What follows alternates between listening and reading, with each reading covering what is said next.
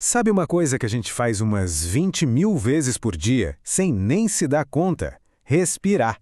Pois é, e por trás desse ato tão simples existe uma engenharia corporal, nossa, impressionante. Hoje a gente vai desvendar esse milagre. Pois é. Alguém já parou para pensar no que realmente acontece quando a gente puxa e solta o ar? Essa pergunta simples abre a porta para uma jornada fantástica dentro do nosso próprio corpo. O que será que acontece entre uma inspiração e uma expiração? Vamos seguir esse caminho juntos. Olha, de forma bem direta, respirar é isso, uma troca. Uma troca vital. A gente traz para dentro o oxigênio, que é o combustível de cada célulazinha do corpo, e bota para fora o dióxido de carbono, que é tipo o resíduo desse processo todo. Sem essa troca, nada mais funciona. É simples assim. Então vamos começar. Nossa primeira parada nessa jornada. Vamos seguir o caminho que o ar faz, desde que ele entra no nariz até chegar lá no fundo dos pulmões. Para entender como funciona, imagine só. O sistema respiratório é como uma árvore, só que de cabeça para baixo, dentro do nosso peito. A traqueia seria o tronco, que vai se dividindo em galhos cada vez menores. São 23 níveis de ramificação. E essa estrutura toda, super complexa, tem um motivo: aumentar ao máximo a área de contato para a troca de gases. É uma solução de engenharia da natureza. Beleza, então o caminho começa no nariz, que funciona como o nosso ar-condicionado particular. Ele filtra, aquece e umidifica o ar. Daí, o ar desce pela traqueia, o tronco da nossa árvore, e se divide nos brônquios, que são os galhos principais. E o destino final? Os alvéolos. São milhões de saquinhos minúsculos e é ali que a mágica acontece de verdade. O oxigênio pula para a corrente sanguínea e o dióxido de carbono é entregue de volta para a viagem de saída. Ok, já entendemos o mapa, o caminho do ar, mas o que faz ele se mover? Não tem um motorzinho lá dentro, né? Pois é, não é mágica, é pura e simples física. Vamos entender agora o motor que move cada respiração. E a regra de ouro, o princípio de tudo, é este aqui. O ar sempre vai de uma área de maior pressão para uma de menor pressão. Sempre. Pensa em esvaziar um pneu de bicicleta. O ar sai porque a pressão dentro é maior que fora. O nosso corpo usa exatamente esse mesmo princípio. Genial, né? E como o corpo cria essa diferença de pressão? É um jogo de expandir e contrair. Olha só, quando a gente inspira, o diafragma desce e o peito expande. Isso cria mais espaço lá dentro.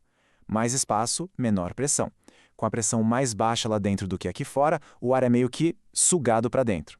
Para expirar, é o contrário. Tudo relaxa, o espaço diminui, a pressão aumenta e pronto, o ar é empurrado para fora naturalmente. É um ciclo mecânico perfeito. E o grande herói, a estrela principal desse show todo, é o diafragma. É um músculo super poderoso que fica na base dos pulmões e age como um pistão, sabe? Subindo e descendo, ele impulsiona cada respiração que a gente dá. E o mais incrível é que ele faz isso sem que a gente precise dar nenhuma ordem. Então, já vimos a estrada e o motor. Mas fica uma pergunta no ar. Se a gente não precisa ficar lembrando respira, respira, respira, quem é que está no comando? Quem é o piloto automático dessa máquina? A resposta está lá no nosso cérebro, numa parte chamada tronco encefálico. É o nosso piloto automático biológico. É a parte mais primitiva do nosso cérebro, responsável por tudo que é vital, batimento do coração e, claro, a respiração. Ele simplesmente cuida de tudo, 24 horas por dia. Mas como é que ele sabe se precisa respirar mais rápido ou mais devagar? Através de um sistema de feedback sensacional. Pensa assim, existem sensores químicos no sangue. Eles ficam o tempo todo medindo os níveis de dióxido de carbono, o CO2. Se o CO2 sobe um pouquinho demais, esses sensores mandam um alerta para o cérebro. Na hora, o cérebro ajusta o ritmo e a profundidade da respiração para, pronto, tudo voltar ao normal. É um sistema de controle perfeito, que se ajusta a cada segundo. E o nível de precisão disso é de outro mundo. O ritmo básico, aquele inspira, expira, constante, é gerado por um grupinho minúsculo de neurônios chamado complexo pré-Botzinger. Ele é como se fosse o marca-passo da respiração, o maestro silencioso que garante que a nossa orquestra respiratória nunca pare de tocar. Para fechar, vamos entender como esses dois mundos, o controle automático e a nossa vontade consciente, conversam e trabalham juntos. É um verdadeiro milagre de coordenação dentro de um corpo só. Então, o que a gente tem são dois sistemas operando em paralelo. De um lado, o automático, totalmente inconsciente, que é movido pelos níveis de CO2 e que garante a nossa sobrevivência.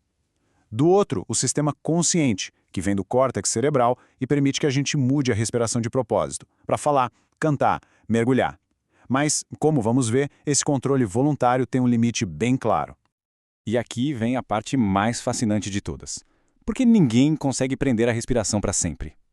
A resposta é simples. Porque o sistema automático sempre ganha. É uma questão de segurança. Quando a gente prende a respiração e os níveis de CO2 começam a ficar perigosos, o piloto automático simplesmente ignora a nossa vontade e assume o controle. A sobrevivência é a prioridade número 1 do corpo, e ele não negocia isso. E tudo isso nos leva a uma reflexão final, né? Se um processo tão essencial para a vida como o respirar é completamente automático, do que mais o nosso corpo é capaz sem que a gente nem perceba? É um universo inteiro funcionando em silêncio a cada segundo. Fica aí a curiosidade para a gente continuar explorando. Até a próxima!